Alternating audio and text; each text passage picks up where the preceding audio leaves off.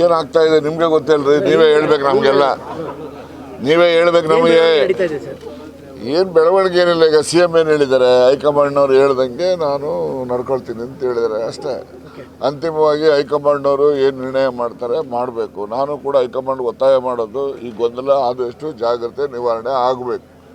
ಈ ಗೊಂದಲ ನಿವಾರಣೆ ಆಗದೇ ಇದ್ದರೆ ಸರ್ಕಾರದ ಅಡ್ಮಿನಿಸ್ಟ್ರೇಷನ್ ಗವರ್ನೆನ್ಸ್ ಮೇಲೂ ಕೂಡ ದುಷ್ಪರಿಣಾಮ ಆಗ್ತದೆ, ಪಕ್ಷದ ಮೇಲೂ ದುಷ್ಪರಿಣಾಮ ಆಗ್ತದೆ ಅಂತಕ್ಕಂಥದ್ದನ್ನು ನಾನು AICC ಅವರಿಗೆ ಖುದ್ದಾಗಿ ಹೋಗೋವಾಗಲೂ ಹೇಳಿದ್ದೀನಿ, ಪತ್ರನೂ ಬರೆದಿದ್ದೀನಿ. ಮತ್ತೊಮ್ಮೆ ನಿಮ್ಮ ಮೂಲಕ ನಾನು ಕಾಂಗ್ರೆಸ್ ಹೈಕಮಾಂಡ್ಗೆ ಒತ್ತಾಯ ಮಾಡ್ತಕ್ಕಂಥದ್ದು, ಏನು ನಿರ್ಣಯ ಅವರು ಇದೆ ಅದನ್ನು ಆದಷ್ಟು ಜಾಗ್ರತೆ ನಿರ್ಣಯವನ್ನು ಮಾಡಿ ಗೊಂದಲವನ್ನು ನಿವಾರಣೆ ಮಾಡಬೇಕು. ಏನು ನಿವಾರಣೆ ಮಾಡ್ತಕ್ಕಂಥದ್ದು ಅವರು, ಅಥವಾ ಇವರಿಗೆ ಮುಕ್ತವಾಗಿ ಕ್ಯಾಬಿನೆಟ್ ರೀಶಫಲ್ ಮಾಡೋಕ್ಕೆ ಅವಕಾಶ ಕೊಡಬೇಕು. ಇಲ್ಲ ಅಂತೇಳಿದ್ರೆ ಏನು ಚೇಂಜ್ ಆಫ್ ಲೀಡರ್ಶಿಪ್ಪು ಅದು ಇದು ಅಂತೇಳಿ ಅದಾರು ಅವ್ರು ನಿರ್ಣಯ ಮಾಡಬೇಕಲ್ಲ. ಕೂಡಲೇ ನಿರ್ಣಯ ಮಾಡಿದ್ರೆ ಮಾತ್ರ ತಾನೇ ಪಕ್ಷಕ್ಕೆ ಮತ್ತು ಸರ್ಕಾರ ಗವರ್ನೆನ್ಸ್ಗೆ ಅನುಕೂಲ ಆಗ್ತದೆ ಅಂತಕ್ಕಂಥದ್ದು ನನ್ನ ಸ್ಪಷ್ಟ ಅಭಿಪ್ರಾಯ.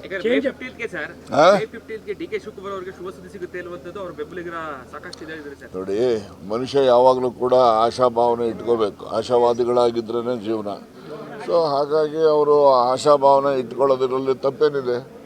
ಏನು ಶಿವಕುಮಾರ್ ಅವರಿದ್ದಾರೆ, ಖರ್ಗೆ ಅವರಿದ್ದಾರೆ, ಪರಮೇಶ್ ಇದ್ದಾರೆ, ಭಾಳ ಜನ MB ಪಾಟೀಲ್ ಇದ್ದಾರೆ, HK ಪಾಟೀಲ್ ಇದ್ದಾರೆ, ಎಲ್ಲರೂ ಆಸ್ಪಿರೆಂಟ್ಸ್. ನಮ್ಮಲ್ಲಿ ಮುಖ್ಯಮಂತ್ರಿ ಆಗ್ತಕ್ಕಂಥವ್ರು 1 ಡಜನ್ ಇದ್ದಾರೆ, ಗೊತ್ತಾಯ್ತಾ. ಅದರಿಂದ ಇರಲಿ, ಅವರು ಅಧ್ಯಕ್ಷರಿರೋದ್ರಿಂದ ಅವರು ಹೆಚ್ಚು ಆಸೆ ಪಡ್ತಾರೆ, ಪಡೋದ್ರಲ್ಲಿ ತಪ್ಪೇನಿಲ್ಲ. ಸಿದ್ದರಾಮಯ್ಯನವರ ಬದಲಾವಣೆ ಮಾಡೋದನ್ನು ತಡ್ಕೊಳ್ಳೋ ಶಕ್ತಿ ಕಾಂಗ್ರೆಸ್ಗೆ ಇದೆಯಾ?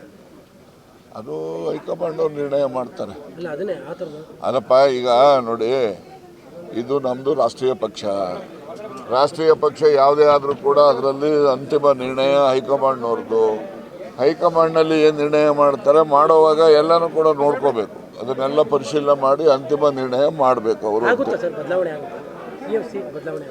ನಾನು ಆಗುತ್ತೆ ಅಂತಲೂ ಹೇಳೋದಿಲ್ಲ, ಆಗೋದಿಲ್ಲ ಅಂತಲ್ಲ. ಅಂತಿಮ ನಿರ್ಣಯ ಹೈಕಮಾಂಡ್ ಅವ್ರು ಮಾಡಬೇಕು, ಆದಷ್ಟು ಜಾಗ್ರತೆ ಮಾಡಬೇಕು. ಭೇಟಿ ಮಾಡಿ ಮೈಸೂರಲ್ಲಿ ಇವತ್ತು ಮದುವೆಗಳಿದ್ದವು, 1-2 ಮದುವೆ. ಈಗ ಒಂದು ಮುಗಿಸ್ದೆ, ಇನ್ನೊಂದು ನಾನು ಹಾಸನ್ ಇನ್ಚಾರ್ಜ್ ಮಿನಿಸ್ಟರ್ ಇದ್ದಾಗ ನಮ್ಮಲ್ಲಿ CEO ಆಗಿದ್ದರು. ಅವ್ರ ಡಾಟರ್ ಮದುವೆ ಇದೆ ಸೈಲೆಂಟ್ ಶೋರಲ್ಲಿ, ಅದಕ್ಕೋಸ್ಕರ ಅಟೆಂಡ್ ಮಾಡಿಕೊಂಡು ವಾಪಸ್ ಹೋಗ್ತೀನಿ.